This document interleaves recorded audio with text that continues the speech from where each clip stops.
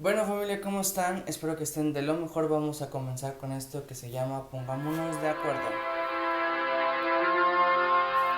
Somos salvos por gracia, por medio de la fe. Gracias a Jesucristo y el sacrificio que hizo por nosotros, ahora tú y yo podemos ser llamados hijos de Dios.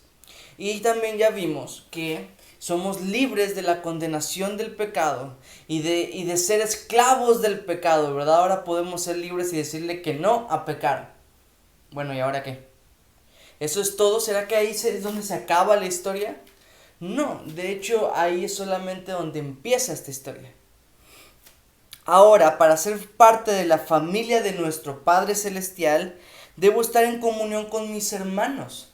De otra manera seríamos como una familia disfuncional, ¿verdad? Para poder agradar el corazón de nuestro Padre Celestial, de nuestro Papá, debemos llevarnos bien con nuestros hermanos y estar en completa comunión con ellos también.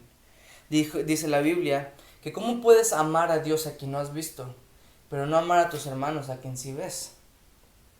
Sería un poco ilógico y muy hipócrita decir que amamos a un Dios que no vemos, pero no tenemos amor por nuestros hermanos que sí podemos ver. Entonces, de hecho, cualquier papá pueda decir que si sus hijos no se llevan bien entre ellos, lastiman su corazón, ¿verdad? Es lo mismo con nuestro Padre Celestial y aún muchísimo más porque Él hace tanto énfasis en que seamos uno. Si tú has leído el libro, habrás visto muchos ejemplos de que debemos ser uno solo. Ahora, la pregunta es, entonces, ¿por qué debo yo congregarme? ¿Por qué debo yo estar con otras personas? La respuesta inmediata es para agradar el corazón de nuestro Padre, pero también yo creo que una de las respuestas más importantes que puedo dar acerca de esta pregunta es porque nos es necesario, porque somos un cuerpo y nadie puede decir, bueno, mi mano ya creció un poco, así que la voy a dejar aquí a un ladito, me la voy a quitar, aquí va a estar y va a crecer. No funciona así, ¿verdad? En el momento que la mano se aparta del cuerpo, se pudre, se muere. Lo mismo nosotros que somos parte de este cuerpo que es en Cristo Jesús, si no estamos unidos al cuerpo, nos morimos. Es así de sencillo. Nos es necesario congregarnos. Ahora, pero yo ya soy parte de la iglesia. Ahora vamos a separar dos aspectos de la iglesia. Uno se va a llamar la iglesia universal y otro se va a llamar la iglesia local. La iglesia universal es efectivamente que la iglesia está aquí y está en China, ¿verdad? Está en todas partes. Mientras que la iglesia local habla de cerca de una comunidad. Te voy a dar tres diferencias entre una y la otra. La iglesia universal está en todas partes, ya lo dije. La iglesia local está en una localidad. Número dos, la iglesia universal es invisible, ¿verdad? No podemos ver la reunión de todos los creyentes en la iglesia universal, pero la iglesia local es completamente visible. Ya vemos que ahí se reúnen un grupo de hijos de Dios. La iglesia universal está conformada por muchas iglesias locales, mientras que la iglesia local está conformada por muchos creyentes reunidos en un solo lugar.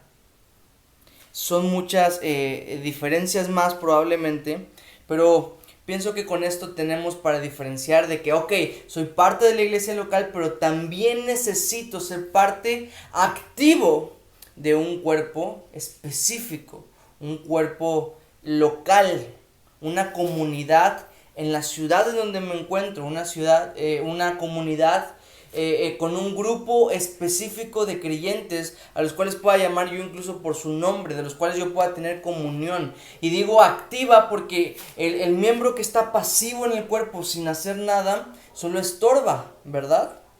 Pero el miembro que está activo ayuda a los demás miembros a crecer también.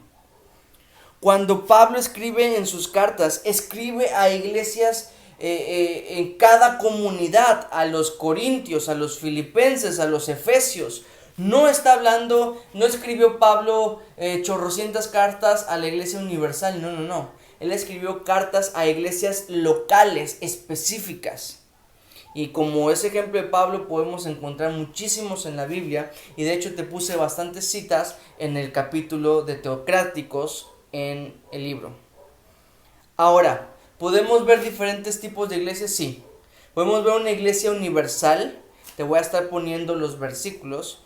Podemos ver a una iglesia en región, también una región, por ejemplo, aquí sería la zona sureste de México, por ejemplo, o el estado de Quintana Roo, por ejemplo. Podemos ver iglesias en ciudades, como por ejemplo aquí sería en Chetumal, la iglesia en Chetumal.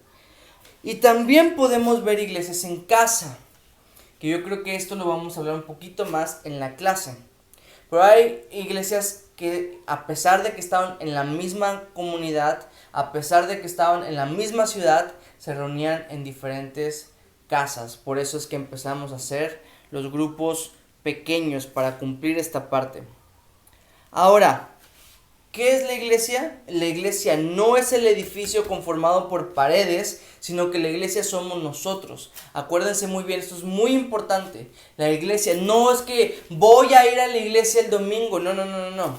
Yo soy la iglesia. Cuando me reúno con mis hermanos, conformamos la iglesia de Cristo. No, voy a ver a la iglesia, no me voy a reunir en la iglesia, sino que me voy a reunir con la iglesia. ¿Ven la diferencia y la necesidad de cambiar nuestra manera de hablar?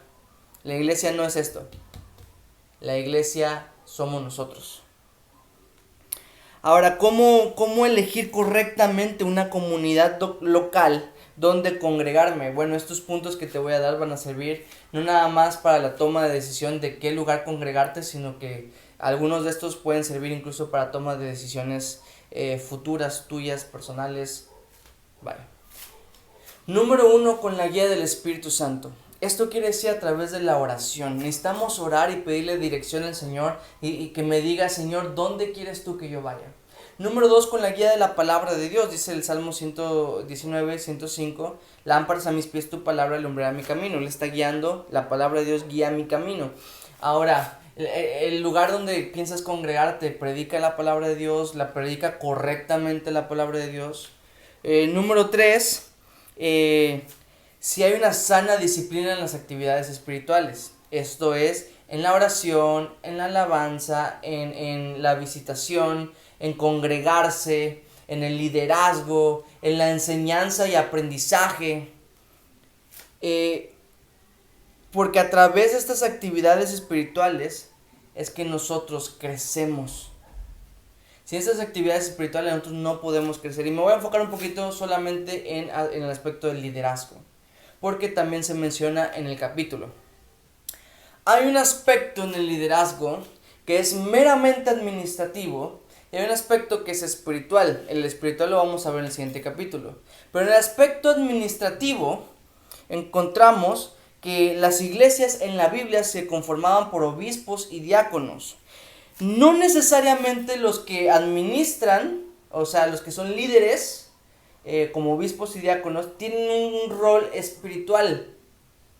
Pero muchas veces, de hecho el 90% de las veces que yo conozco, sí cumplen con una función espiritual y por eso a veces lo confundimos. Porque este hermano enseña, debe ser líder. No necesariamente. Ahora, ¿qué quiere decir que tenga un aspecto administrativo? Que es un mayordomo, como en el sentido literal de la palabra, es un siervo en una casa que solamente se dedica a administrar lo que no es suyo, pero lo administra de tal manera y con mucha sabiduría para que alcance y pueda servir bien a su Señor. En ese aspecto, los obispos administran, o los diáconos en áreas más pequeñas. Pero para más información, vamos a verlo durante la clase y durante el capítulo. Esto no quiere decir que ellos son la cabeza del ministerio donde están, porque la cabeza del cuerpo se llama Jesús, pero sí quiere decir que tienen una especie de autoridad sobre las cosas que tienen que administrar. Hermanos, mi oración es que nosotros podamos decidir hacer las cosas de la manera más bíblica posible y que podamos nosotros con el corazón sincero venir a servir a nuestro Dios como Él quiere ser servido y no como nosotros creemos que debemos servirle. Dios te bendiga, nos vemos en la próxima.